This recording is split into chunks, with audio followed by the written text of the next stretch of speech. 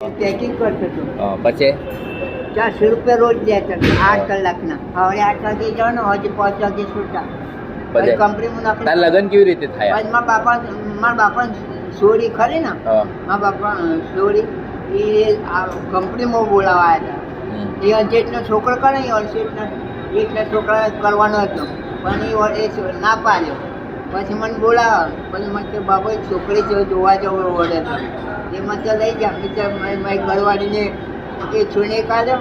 પછી એમાં હારિયાના બે હારીઓ હોય ને એવાને આ જાય એક છોને 51 આવે, પણ મારા બે હારા ખરા ને એવાને આ જાય. પછી અમે જોવા જાય એમાં એવું કર્યું, દાળ ભાત શીરો શાક બધું બનાવ્યું ખાવું. પછી લગ્ન કીધા તું? પછી લગ્ન કાઢ્યા. કાર્ય કર્યા પછી હા કાર્ય કર્યા મંદિર ખરું ને ઊંચળિયામાં